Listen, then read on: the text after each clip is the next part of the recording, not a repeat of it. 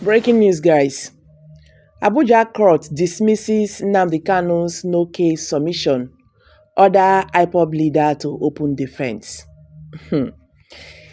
So, guys, Justice James Omotosho of the Federal High Court in Abuja has overruled the no case submission filed by Kanu's lawyers.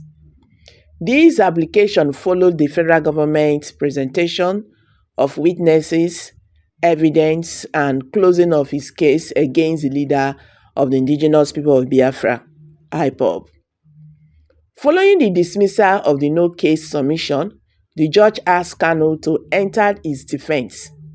Sarah reporters earlier on Friday reported that the detained IPOB leader had arrived at the Federal High Court in Abuja for the final ruling on the application he filed for his release. Kanu, led by the operative of the Department of State Service (DSS), arrived at the court in the company of his legal team, led by the former Attorney General of the Federation, AGF, and Minister of Justice, Kanu J. Agebe San. On Monday, Sarah reporters reported that the High Court had brought forward the trial date for Kanu to address his application for release. The hearing, initially scheduled for October 10th, was moved to Friday, September 26th, before Justice Omotosho. The main terrorism trial against Kanu was scheduled to resume on October 10th, 2025, when the court was expected to rule on the no case submission filed by Kanu's lawyers after the federal government had called witnesses, presented evidence, and closed its case against the IPOB leader. Earlier in September, the Federal High Court in Abuja adjourned the application filed by Kanu's lawyers, requesting that their clients be transferred to the National Hospital for urgent medical treatment.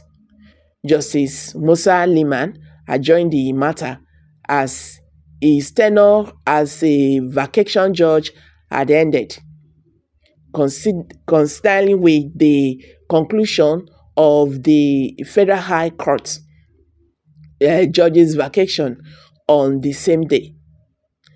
Emmanuel Kanu, Kanu's younger brother, had filed a 14-paragraph affidavit stating that his brother suffered from a life-threatening heart condition and that the medical facilities he was granted access to was inadequate for proper treatment.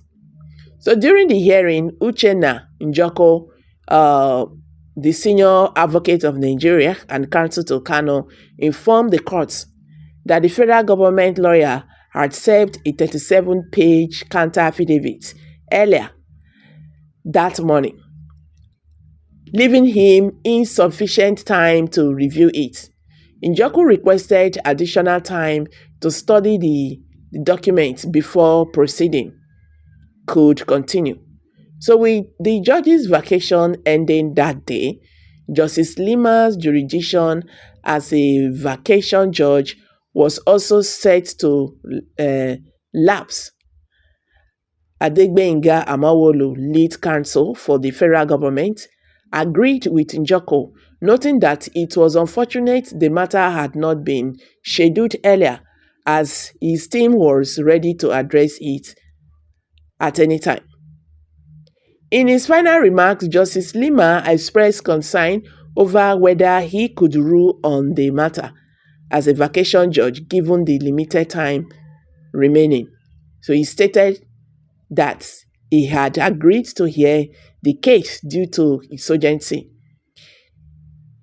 emphasizing that it involves serious health concerns that could be a matter of life and death. So the judge directed that the case be returned to the Central Registrar for transfer to Justice James Omotosho.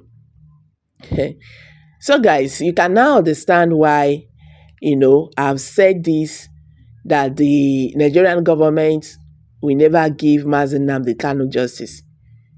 That is the truth. But this is very, very bad. If this government could negotiate with bandits, terrorists we are talking about, and we are persecuting a freedom fighter, it does not make sense. You understand? It does not make sense. So you see, una dey see wetin I dey talk so.